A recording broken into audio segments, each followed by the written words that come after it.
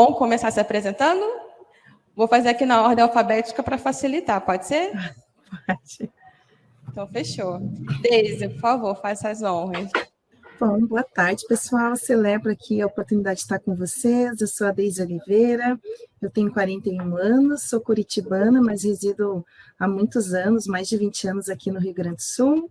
Eu sou a mãe do Valentim, de 6 anos, sou uma mãe atípica, o Valentim está dentro do espectro do autismo, sou a esposa do Tiago, sou apaixonada por comunicação não violenta, pratico karatê e também curto bastante em jogos de futebol, né? Aqui no Rio Grande do Sul, sou colorada e estou bastante feliz de estar falando de um tema que traz muito significado, que me representa, e muito feliz aqui por estar distribuindo essa partilha com vocês. Bacana, Deise. Bem-vinda mais uma vez aqui na nossa trilha. A Deise já é participante recorrente aqui em várias edições. Verdade. Guai, você quer se apresentar para quem não viu você? Sim. Boa tarde, pessoal. Para quem não estava aqui no comecinho da minha palestra, eu sou Guai Sara. Eu trabalho com transformação digital, tenho 34 anos. Posso fazer uma autodescrição?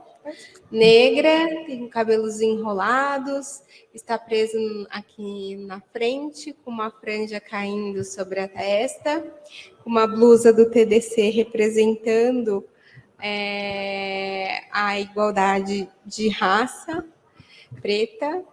E estou mega feliz de estar aqui hoje com vocês, compartilhando um pouquinho aí da minha experiência e das coisas que eu acredito sobre como desconstruir aí o racismo. Obrigada, Guai. Yura, é assim que se pronuncia seu nome, tá correto? Rayura. Rayura. Por favor, se presente para a gente, por favor. Boa tarde, gente. Primeiro, agradecer a oportunidade de estar aqui falando desse assunto tão importante. Eu sou Rayura Fernandes, eu tenho 28 anos, eu sou de Guarulhos, mas vivo hoje em João Pessoa, na Paraíba. Atuo como Product Designer no mercado de tecnologia por aí. Acessibilidade é o meu objeto de estudo, assim, e é onde eu vejo a minha atuação enquanto designer fazendo realmente sentido e realmente impactando as pessoas. Eu sou uma travesti negra, eu uso os pronomes ela, dela. Eu estou usando meu cabelo preso no rabo de cavalo, um vestido de alcinha verde com bolas brancas, tem um colar de búzios no pescoço, a parede branca ao fundo e o chapéu do meu avô, que já faleceu, ali pendurado na parede. Prazer estar aqui com vocês, espero contribuir um pouquinho com essa conversa. Obrigada, querida. Pedro, por favor, você pode se apresentar aqui para a gente? Sim. Oi, pessoal, boa noite. Eu sou o Pedro, sou um homem preto, de cabelo curtinho, tenho um bigode, uma barbicha. Estou com a camisa branca, atrás de mim tem uma parede bege com 3 quadros pendurados. Eu falo de Recife e atualmente eu trabalho com acessibilidade também, design de produto, né, para acessibilidade.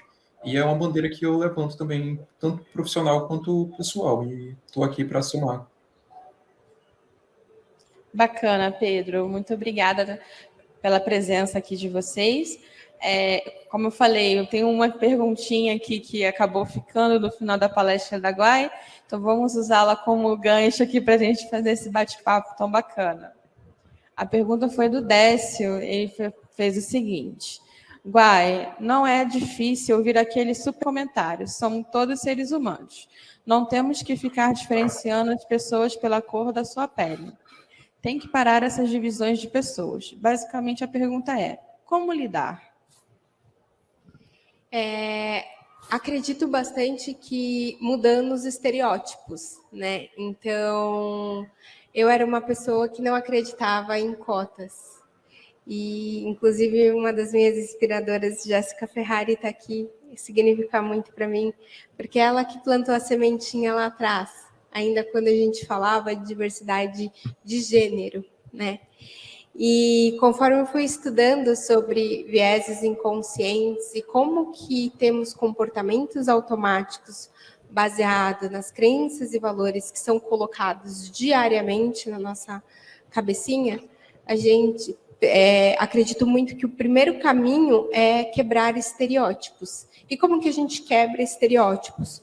Forçando, no começo precisa ser forçado, colocar outras opções, né, de tudo que a gente vê. Então, por exemplo, eu vou fazer um banner, eu só coloco pessoas brancas. Eu preciso forçar e colocar ali uma pessoa negra, né? Vou falar sobre, vou construir um produto e coloco bonecas brancas, Barbie, no meu tempo, né? Eram só loiras, né? Não tinha Barbie negra. E eu brincava com Barbies loiras e com os bonecos Kens brancos. Eu não tinha contato com bonecas negras. Isso me afetou sem que eu percebesse, criou estereótipos e eu demorei muito para desenvolver essa parte de não, o negro também é importante ali no convívio social. E como que a gente vai forçar? Cotas, trazendo produtos de diversidade, anúncios de diversidade, vestindo a camiseta da diversidade, combatendo quando você vê uma pessoa com uma fala racista, sendo humilde e, claro, tendo muito cuidado para chegar na pessoa e falar essa frase não é muito adequada, porque se refere a um racismo, a uma discriminação, porque as pessoas não têm essa consciência. Não é chegando, atacando, você está sendo racista, porque às vezes a pessoa nem sabe que ela está sendo, né? Então, chega, conversa, fala, não, sabe essa frase aí que você usou, você sabe a origem dela? A pessoa vai falar, não, então, a origem significa isso, isso e isso, né? Então, que nem tem pessoas que eu gosto muito e falava que eu era mulata. Minha própria avó me chamava de mulata. Até que eu fui lá, não, mulata refere-se ao termo lá do passado, que as mulheres negras eram trazidas e vistas como mula, né? E aí a pessoa se choca, fala, nossa, não sabia que era este o significado. Ninguém vai falar, não, eu sabia, eu fiz de propósito. Então, é através de atitudes como essa que a gente instiga as pessoas a combater. Bacana, Guai. Acho que Eu posso fazer um contraponto também aqui? Claro, por favor, fique à vontade. Porque pelo que eu entendi da pergunta, veio também no sentido de perguntar, né? Como que a gente rompe com essa dicotomia de raça entre pessoas brancas e pessoas pretas, né? Eu acho que essa pergunta ela é muito importante, ao mesmo tempo que ela, talvez a gente comece a olhar para ela daqui lá na frente. Eu acho que antes da gente começar a pensar em como que a gente apazigua essa dicotomia, a gente precisa reconhecer as raízes nas quais fomos construídos e construídas. Precisamos reconhecer que temos uma cultura racista, que fomos, como o Guai trouxe aí, né? Esses estereótipos, eles não foram criados aleatoriamente, né? Houve uma construção histórica, inclusive, política, que foi colocando os corpos pretos, as pessoas pretas, nesse lugar da servidão, da inferioridade, da servidão. Né? Então, para a gente romper, né, para a gente chegar nesse momento onde a gente fala assim, não vamos mais falar da diferença entre pessoas brancas e pessoas pretas, a gente precisa atingir um momento onde as pessoas pretas, as pessoas brancas, ocupem as mesmas posições, tenham as mesmas oportunidades. Enquanto isso não acontecer, a gente, infelizmente, vai ter essa dicotomia. Né? E aí eu acho que é como o Guai trouxe. A partir do momento que a gente reconhece que não sabemos tudo e que fomos criados numa estrutura que faz com que nossa própria avó diga ela é mulata, que as próprias pessoas pretas reproduzam esse imaginário que a gente aprendeu que é, né? Então, acho que é muito da hora também a gente pensar que precisamos, no momento de hoje, reconhecermos que a democracia racial ainda não chegou, infelizmente, né? Perfeito, Riura. E complementando só um ponto que a Guai comentou, né? Da onde que surgiu esse determinado termo, né? A gente aprende, não digo que a gente aprendeu, foi inconsciente, né?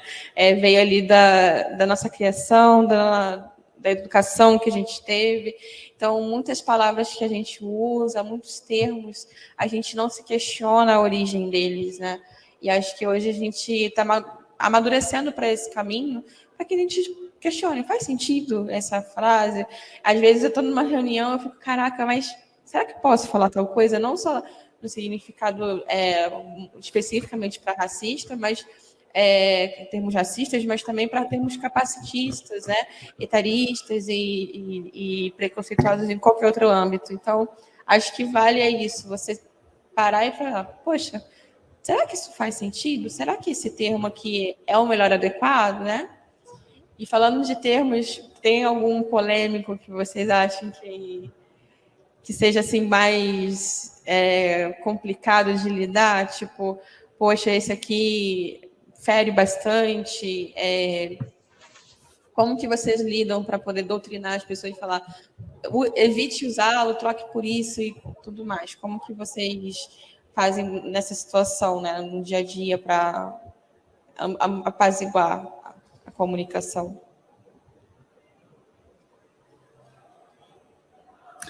Eu acredito que vai muito Gente, eu falo muito. Pode ir. Eu ia falar, Deise, eu falo muito. Podem puxar aí. Eu ia dizer que vai muito também da intenção assim, do espaço, porque quando a gente vai falar desse lugar de combater o racismo, o que eu percebo no meu campo do julgamento é que muitas vezes nós não somos curiosos, a sociedade ela não é curiosa, ela não é investigativa. Se a gente for ver autores negros, né, e perguntar para alguém quantos tu já leu, ninguém diz, né? Então, na minha visão, quando eu vejo que tem um espaço de consciência para gerar essa reflexão, eu abordo, né? Eu, enquanto mulher negra, né, enquanto mãe de um menino negro, vindo de uma família interracial, porque senão fica numa situação do mimimi. Ah, isso é mimimi. E aí, por isso que eu digo que nós, na sociedade, a gente tem esse papel justamente de fazer essa desconstrução dos rótulos, né? Porque a gente, enquanto sociedade, a gente aprende a gostar de um cheiro, a gente aprendeu, né, que muitas vezes o negro está nesse lugar de vulnerabilidade, de marginalidade. E aí, quando a gente está nesses contextos, né, eu estou falando por mim, normalmente eu sou a exceção, né? Eu sou agilista no Sicredi, então eu estou numa posição de liderança, mas quando eu olho para os lados, eu me vejo representada onde? Se eu estivesse no presencial, nas pessoas da limpeza. Então, fica, às vezes, eu digo assim, que às vezes é difícil até gerar essa reflexão, porque não se tem a intenção, né? E aí, então, a gente também fica muito nessa situação de não gerar esse mimimi. Mas quando tem, a gente volta para a história, né? A gente se volta para a ciência dos dados, né? Para um argumento que realmente justifique uma mudança de consciência. Perfeito, Deise. Pedro, você quer fazer alguma colocação? Não sobre o termo especificamente, mas eu acho assim, só sobre o quanto o racismo faz a gente entrar dentro dessa estrutura de pensamento que eu não considero inconsciente, eu considero mais cultural mesmo. E as pessoas, a gente sabe que a gente tem uma cultura racista, então, desde projeto político a processo de acesso à educação, a gente sabe que não é, assim, por inconsciência, sabe? É meio que um projeto mesmo político de atuação para relegar os corpos negros a posições subalternas. A gente vem de uma história escravocrata, né? Então não é exatamente sobre a educação que a gente recebeu, é sobre o papel que foi dado a gente, pessoas negras, dentro da história, e que até hoje as pessoas não negras não aceitaram esse fato, né, sobre o lugar que colocaram a pessoa negra e os espaços que dão às pessoas negras. Então, é muito comum, como a Deise disse, é muito comum para as pessoas que vivem esse contexto se verem ali nos seus iguais, né, vejo pessoas brancas comigo, sou uma pessoa branca, vejo pessoas brancas. Dentro dos meus círculos, são pessoas brancas, são pessoas comuns a mim, então a vivência das outras pessoas não perpassa por mim. Então, eu nunca vou abrir a minha cabeça para essas vivências, né? E a gente segue dentro dessa estrutura que é muito... A gente fala sobre racismo estrutural, né? Então é exatamente essa questão de... como a Deise disse, eu acho complicado também, e é bom se atentar a isso, das posições das poucas pessoas que a gente tem hoje, né? A gente fala, não, mas olha aqui, vocês, tem 4 pessoas negras palestrando, mas no total, no geral, se a gente for ver o reflexo do mercado hoje, principalmente de tecnologia e dessas áreas assim mais medicina, advocacia, a gente tem um rastro enorme, assim, bem evidente sobre o que é racismo estrutural e sobre o que essa educação racista relegou para a gente. Então, muito mais que termo, eu acredito que seja a vivência mesmo, a questão de você, não inconscientemente, porque eu acho que não existe isso, quando você toma noção de vida, qual é a sua posição, onde você está, mas você querer quebrar isso de alguma forma, sabe? Com ações, mais do que ações do que palavras, na verdade.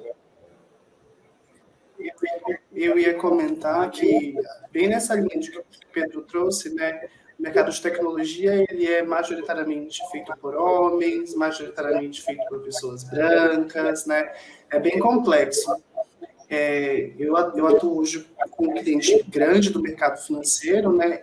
E houveram já alguns momentos onde a gente precisou virar para o time e dizer, olha, isso aqui não é legal, a gente continuar dizendo nas nossas reuniões, porque a gente já entendeu que não é um termo legal como fazer nas coxas, feito nas coxas, né? Então a gente precisou chamar as pessoas e falar, você sabe de onde veio esse termo? O feito nas coxas, né? Tem a ver com uma visão escravocrata sobre como as pessoas pretas moldavam as telhas na época da escravidão, e isso foi atribuído como algo sendo mal feito, porque como era feito na perna das pessoas, cada um ficava de um formato, né? Então, poxa, nunca tinha me ligado nisso.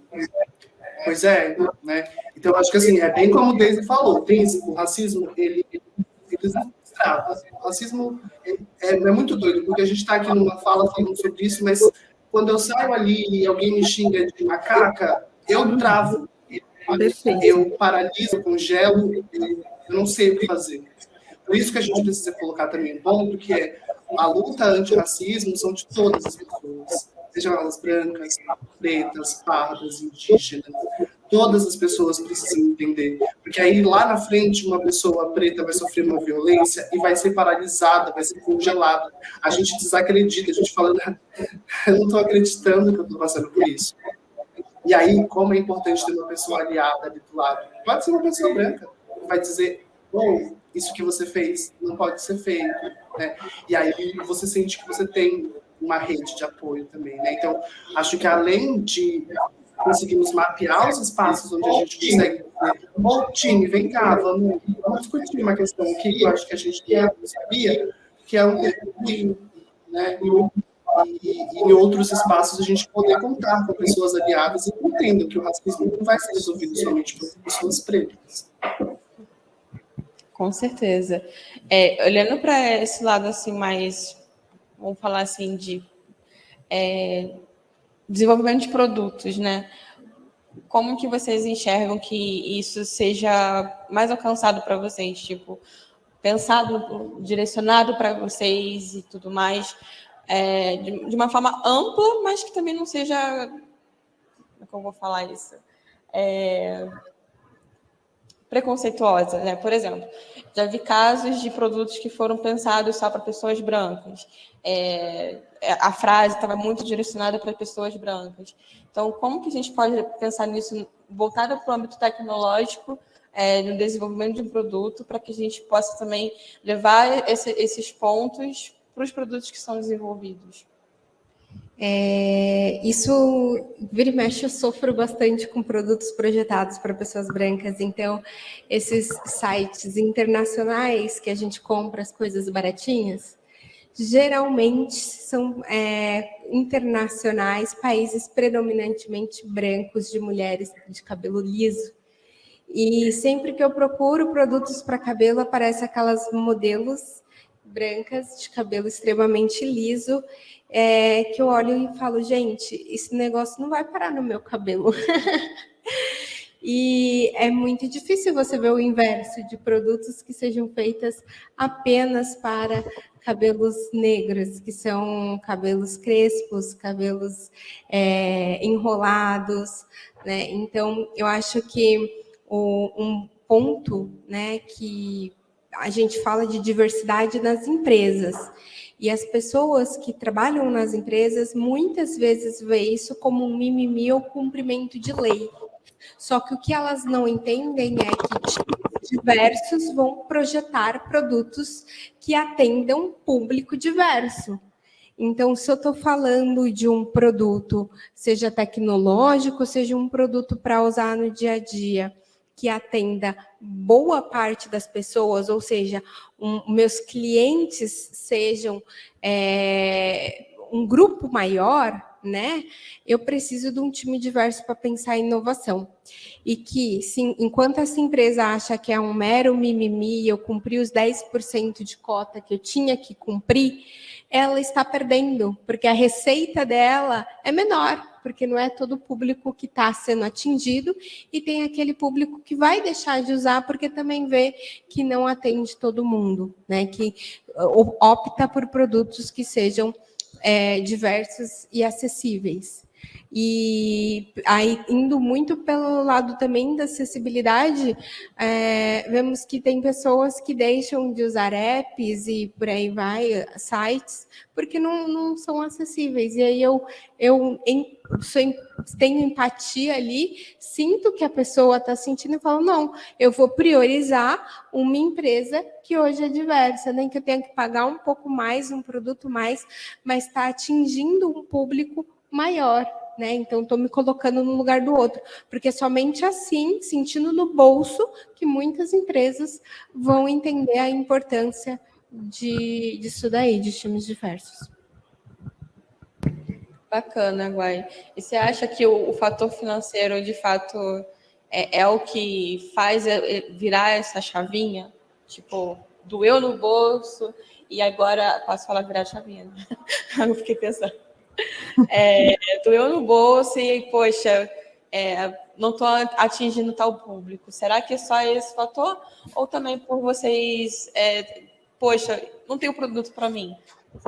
Entendeu? Tipo, eles ouviram o público que não foi alcançado, ou só o fator financeiro de, tipo, não estou ganhando com isso e não foram perguntar para as pessoas o que elas querem, entende? Você acha que só olham para o fator financeiro porque precisa de um produto para ganhar dinheiro, ou porque, de fato, eles ouviram os usuários e trouxeram isso para que ganhem também rentabilidade, ganhem dinheiro com esse produto? Tem as duas situações, né? Então, eu tenho empresa que, sim, elas querem fazer um bem para a sociedade, né? É aquelas que têm uma causa social muito forte de transformar, de educar, não se preocupa apenas ali com a cota obrigatória, né? Tanto que tem empresa que no passado foi criticada porque ela foi falada, que a líder dela falou que não tinha negros capacitados para cumprir a cota, e depois ela foi lá e se explicou, né? Explicou melhor ali, explicou como que funcionaria, e de certa forma ela tem razão. Não temos pessoas capacitadas, talvez, no mesmo nível, porque, historicamente, os negros viveram ali à base da sociedade, e foi o que eu falei na minha palestra. Quando você pensa em entrar em um hospital, no quórum médico, você imagina pessoas brancas. Se você pensa numa comunidade, você vai pensar pessoas negras. Então, a história levou os negros à margem. Então, eles foram libertos, mas foram libertos. E o que aconteceu? Tiveram a casinha deles? Não, tipo, beleza, eu tenho que te dar alforria, boa sorte agora. E aí eles construíram a sociedade na maneira que conseguiram. Então, mas o que essa empresa fez em contrapartida? Vou capacitar pessoas. Então, eu faço um programa de capacitação para pessoas negras que têm menos oportunidade, para que elas sejam capazes de assumir qualquer papel na empresa, tanto quanto uma pessoa branca. Então, temos empresas com essa consciência, mas também temos aquela empresa que, infelizmente, precisa sentir no bolso, né? Então, são as mesmas empresas que pandemia rolando solta e fazendo funcionário ir presencial, porque ia dar o prejuízo.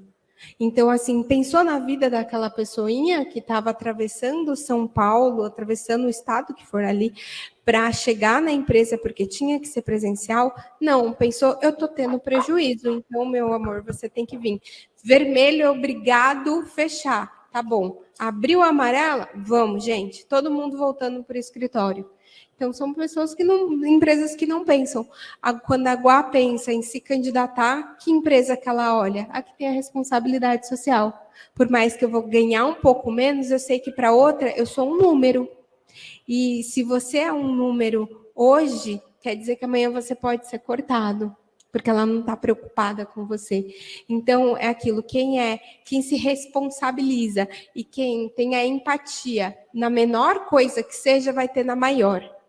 E não necessariamente o contrário. Perfeito, Guai. Bom, deixa eu ver se a gente tem perguntas. Pessoal, vocês podem ficar à vontade aqui para poder complementar a fala um do outro. É um bate-papo mesmo, tá? Então fiquem bem à vontade. Deixa eu ver se aqui a gente tem uma perguntinha do nosso público. Mas enquanto isso, podem puxar assunto. Eu queria puxar um pouquinho mais o assunto da acessibilidade, para a gente discorrer aqui, também ouvir um pouco das experiências de vocês. Eu venho notando acessibilidade há uns meus poucos anos, não sou especialista em acessibilidade digital, né? Estou aprendendo ainda, mas nesses alguns anos eu venho observando na minha atuação enquanto designer, eu venho vendo colegas olhando para a acessibilidade como se fosse algo que limitasse o nosso design, como se a acessibilidade fosse um plus, fosse algo que, olha como é legal, a gente é acessível. Né? As pessoas não compreendem que é uma responsabilidade nossa, enquanto profissionais com acessibilidade. É um pouco do que Guai traz, da empatia. Não é porque eu não sinto que não existe. Né? E aí, assim, desafios que eu acho que todas nós, pessoas, por exemplo, visuais, né? Não somos pessoas com deficiências, tenta passar um dia só trabalhando com leitor de telas. Se vocês conseguirem, me avisem, me mandam uma mensagem no LinkedIn dizendo: Rayuri, eu consegui fazer todas as minhas funções usando só o leitor de tela. Porque é terrível. É terrível, assim. E aí, o que eu venho observando é essa acessibilidade engessada. Essa acessibilidade preocupada só com o leitor de tela e com contraste. São os únicos dois pontos que eu vejo a galera explorando. Quando, na verdade, a gente deveria olhar para a acessibilidade como algo muito maior. Porque o pressuposto da acessibilidade é retirar barreiras. Né? Então, por exemplo, eu gosto muito desse exemplo, porque eu trago para a minha realidade enquanto uma travesti, que quando eu abro um aplicativo e eu leio "Seja bem-vindo", ele não foi feito para mim. Ele não foi feito para todas as pessoas. Ele foi feito direcionado para um público específico. E aí, nós, enquanto designers, precisamos estar atentos a isso, que é a mudança de uma palavra, de uma frase. Então, por que eu tiro "seja bem-vindo" por "boas-vindas"? É bom ter você aqui. Acabou. É isso que Guai falou. Vamos proporcionar experiência para todas as pessoas. E aí, olhar para a acessibilidade com um pouco mais de minúcia. Por exemplo, as pessoas neurodiversas. As pessoas neurodiversas têm diversas questões ao acessar plataformas e produtos digitais. Né? Então, a gente... Que legal, vou colocar um slide que pisca e que...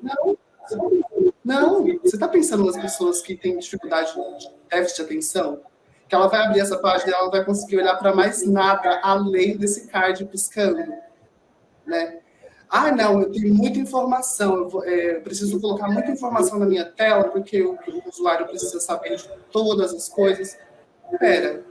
Mas uma pessoa com autismo não vai conseguir identificar o que é, né, dependendo do espectro onde ela está, qual que é a informação principal, qual que é a secundária, o que eu leio primeiro, o que eu leio depois. Então, eu acho legal também nós nos provocarmos, enquanto profissionais da tecnologia, sobre o nosso olhar para a acessibilidade. A gente está olhando para todas as pessoas, a gente está projetando para todas as pessoas, e não no sentido de que a acessibilidade não é para as pessoas com deficiência. A acessibilidade é para todas as pessoas. Legenda é um grande exemplo disso. Né? Coloca um filme russo, se você não fala russo, e tenta entender. A legenda é acessibilidade para todas as pessoas, né?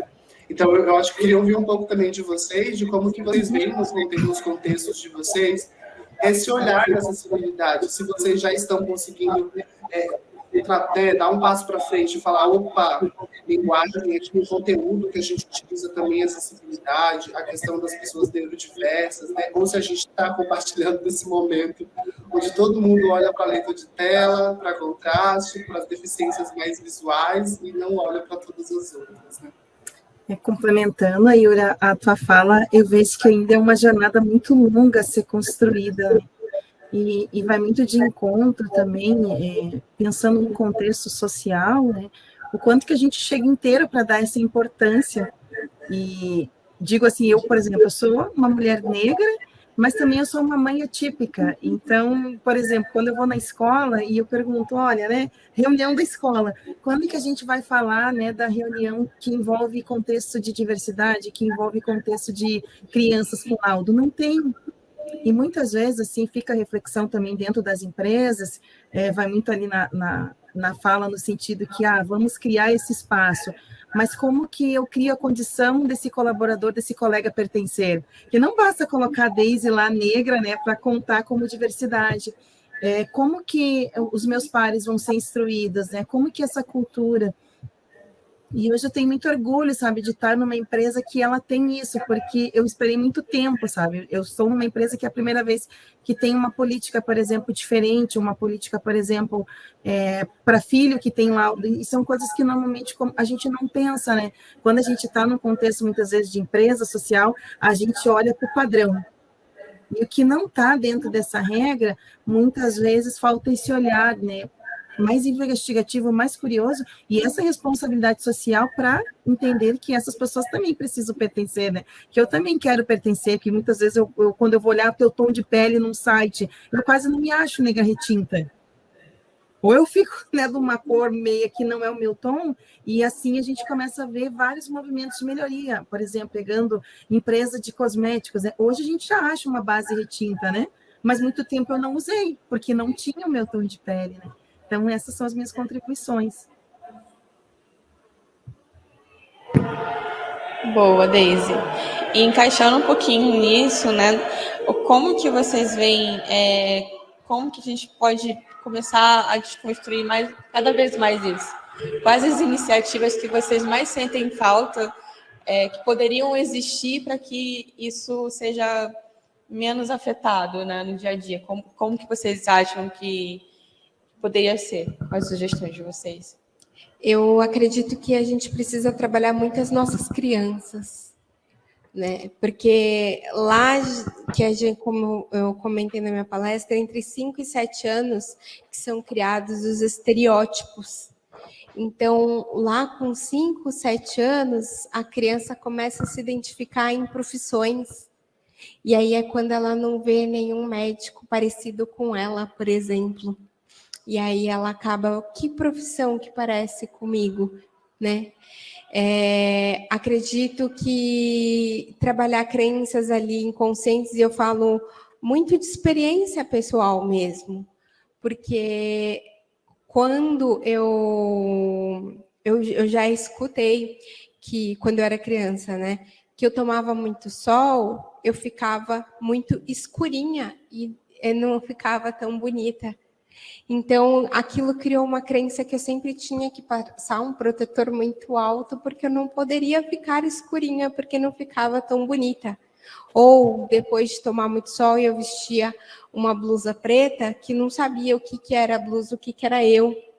E aquilo foi se construindo dentro de mim, se construindo, a ponto de chegar uma adulta que não sabia porque eu usava um protetor solar tão alto, sendo que a nossa pele é abençoada e não precisa de um protetor de solar tão alto que não vai ficar avermelhado ou descascar. Pode ser um protetor mais baixo. E quando eu comecei a ter consciência de tudo isso que foi gravado na minha infância, que eu comecei a me desconstruir. E a minha imagem se desconstruindo sobre mim, se desconstruía sobre a imagem que eu fazia do outro também.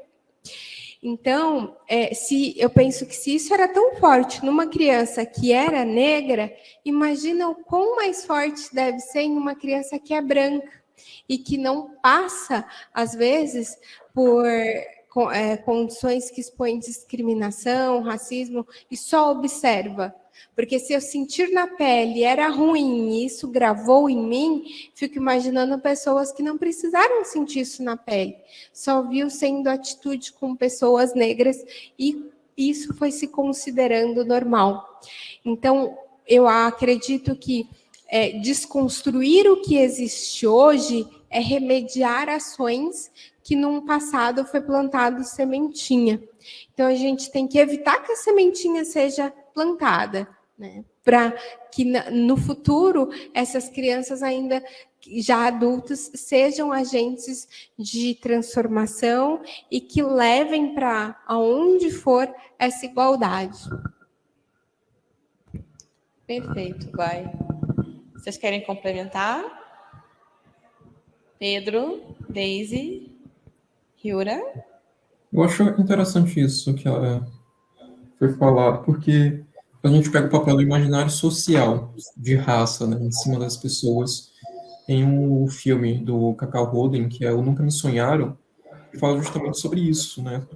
Pais de crianças, sejam negras, sejam pobres, não projetam nos seus filhos papéis que estão dentro de imaginário social lidos como brancos, né, espaços brancos. Então, se os meus pais vieram de um contexto em que eles se viram ali muito próximos a determinados espaços, eles não vão me projetar fora daquilo ali. É muito mais confortável. E isso não é uma coisa tipo de se colocar eu estou me diminuindo, ou eu tenho preguiça, sabe, de alcançar outros espaços. É justamente por não ter esse referencial. A gente não tem um referencial de, quando criança mesmo, se olha na televisão e dizer, poxa, eu queria estar ali, eu queria ter esse papel de jornalista na bancada, queria ter um papel de um médico. Então, essa questão do imaginário mesmo, quanto ele perpetua. Porque se a gente ainda está discutindo sobre isso, é porque essas coisas vão sendo passadas de geração em geração, né? Então, se ainda existem pessoas racistas, é porque o racismo foi estruturalmente sendo passado, ensinado, as crianças são ensinadas. Então, eu acho bem importante isso mesmo, de educar as crianças.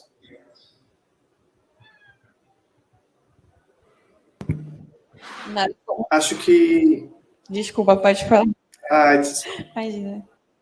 Não, eu ia só dizer que eu acredito muito nesse movimento mesmo, né, da gente partir de quem está crescendo agora e temos essa responsabilidade, né, enquanto pessoas que maternam, pessoas que paternam, né, mas eu também acho que vai ser um movimento muito longo se nós que já estamos aqui também não assumirmos a responsabilidade de não mais reproduzirmos falas, de não mais compactuarmos com uma piada, de não mais nos omitirmos numa situação. Tem uma pesquisa que é muito doida, que saiu ano passado, da FEComércio, inclusive, sobre relação de racismo e relações de comércio, né? E aí eles acabaram abrindo a entrevista para um âmbito mais geral. E aí eles perguntam para as pessoas, vocês já viram algum caso, né, já presenciaram algum caso de racismo ou de injúria racial? E aí as pessoas responderam. E aí eles perguntaram também, você se considera racista? E aí é muito doido, porque 9 a cada 10 pessoas reconhecem que já presenciaram situações de racismo. Porém, só 3 das 10 reconhecem que são racistas, que podem ter. E aí é esse o movimento, né? As pessoas veem acontecendo, mas elas não tomam uma decisão de dizer isso está errado, eu não posso fingir que eu não estou vendo, né? E isso talvez não é um resquício do racismo? Será que a gente não está compactuando também com esse sistema, né? Então, eu acho que para além de pensar a formação das nossas crianças, né, das pessoas mais jovens que estão se formando, nós, enquanto adultos, reforçarmos os nossos meios, os nossos ambientes, que nós não mais compactuaremos com o racismo, né? Que ele não mais faz sentido. Nunca fez sentido, na verdade, mas que neste momento, nesse tempo, a gente não vai aceitar, né? E também, pessoal, complementando, assim, me marcou muito, eu devia ter acho que uns 7, 8 anos, e teve um desfile de 7 de setembro, e aí a coleguinha loira, ela era nuvem, E eu e a minha irmã, que casualidade estudavam na mesma turma, nós éramos a poluição. Então, quando a gente fala que o racismo ele é uma construção estrutural, vai muito nesse lugar, sabe, da gente se questionar. E imagina, eu tenho 41 anos e eu lembro exatamente desse fato, da minha mãe ter ido lá na escola, conversar com a professora, ela disse, não, era normal, mas as coleguinhas que iam participar com o maiô preto, papel quepom, eram só crianças negras. E as crianças que eram brancas e loiras eram a nuvem, né? Então, eu tenho um cuidado muito grande, assim, na formação do meu filho, em 2 aspectos, né? De preparar ele para poder combater, né? E ele ter consciência, porque muitas vezes a criança, no universo infantil, ela é excluída, desde pequenininha, muitas vezes por ser negra, do afeto, né? Do dengo, né? As crianças realmente, as crianças negras acabam tendo esse impacto muito mais emocional. E aí eu lembro que meus irmãos, o meu pai não deixava eles ter cabelo comprido. Hoje a gente tem esse espaço para falar, mas pega a gente que está na tecnologia, 15 anos atrás a gente não se falava nisso, né? Então hoje eu explico para ele, não, se você quer cortar o cabelo, você corta, se você quer deixar o cabelo cacheadinho, eu dou a opção para ele de escolha, para ele se ver bonito, para ele se enxergar enquanto sujeito, e quando ele crescer, ele vai escolher quem ele quer ser. Mas eu digo que a gente, na infância, essa construção, ela já vem muito restrita, porque a gente aprende a gostar do que é bonito pelo viés que a sociedade nos dita do que é bonito, do que é feio, né? Então, a gente tem essa responsabilidade de desconstruir esses rótulos que se estendem também nos contextos profissionais, né? Porque, querendo ou não, muitas vezes a gente vai olhar as pessoas negras, elas estão sempre em cargos menores, né? Então, se cria um viés também que a pessoa negra ela tem uma influência de baixa intelectualidade, né? Dos campos de saberes e fazeres, né? Então, fica a minha reflexão para esse lugar, sabe? Que quando a gente for olhar, a gente olhar a competência, sabe? A gente desconstruir esse rótulo, para a gente poder chegar inteiro e realmente criar essa cultura de igualdade. E aí, só fazer um comentário que Daisy falou, né, não olhar para as competências desse jeito, né, não olhar para os rótulos, olhar para as competências. E aí eu fiz um gancho com o que o Guai falou, né, da CEO de uma empresa que disse aquilo lá em uma entrevista, e que há pouco tempo eu vi 3 designers seniors sendo demitidos porque eram seniors demais. Na mesma empresa. É um paradoxo. Pois é. E eu não estou discordando, concordo com o que o Guai trouxe. A população negra tem uma dificuldade de acesso, dificuldade de permanência no ambiente escolar, né? Então, tem toda uma questão mesmo. Mas quando a gente chega lá, ainda quando a gente chega lá, mas agora você é muito sênior, agora não tem projeto que cabe porque você é boa demais. Mas sabe? Isso que você falou é perfeito, porque assim, aí a gente entra com os vieses inconscientes, que as pessoas têm, elas não percebem que têm e se apegam a características que não fazem sentido para justificar as suas escolhas.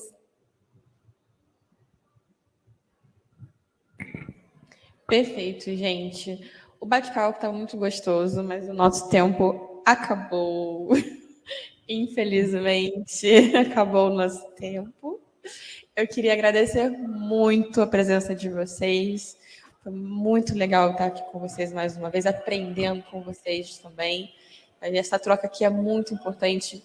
Pode ter certeza que eu saio daqui muito mais enriquecida de conhecimento, não só pelo painel, mas por todas as palestras que aconteceram nos últimos dias, né? Essa troca tão rica que a gente tem aqui, né? Então, fica o nosso convite aqui da coordenação para que vocês continuem participando, submetendo palestras, participando dos nossos painéis, enviando sugestões, né?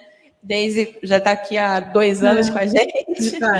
A Guaia estreou esse ano aqui na nossa trilha, mas fica o convite para o Pedro e para a Riúria também vir palestrar aqui com a gente nas próximas edições. Muito obrigada pela participação. Claro, agora quer fazer um convite, fique à vontade. Convidar vocês que nos assistem, principalmente aqui os nossos colegas painelistas, né, para representar ainda mais a nossa cor. O TDC está aberto com inscrições para coordenação até domingo e tem diversas trilhas de diversos conteúdos. Então, se candidatem e tragam pessoas negras para cada vez representar e mostrar a cara do TDC, que é diverso. Maravilhosa. Ah, Gente, de verdade, muito obrigada pela participação de vocês. E é isso, pessoal. Vamos encerrando com chave de ouro. E agora eu vou convidar aqui vocês para participar lá do encerramento na Stadio. Para quem está online, vem aqui em sessões Stadio, né? É isso? É no palco, no botão chamado com o rótulo palco, para quem está vendo visualmente, é um símbolo de uma gravadora, de uma filmadora, e o rótulo está como palco. Então a gente vai ser direcionado para lá, tá bom? E é isso, pessoal. Vou encerrar aqui com o Álvaro. tá ótimo, pessoal. Obrigada. Obrigada. Até a Tchau, próxima. tchau, gente. Até a próxima. Obrigada.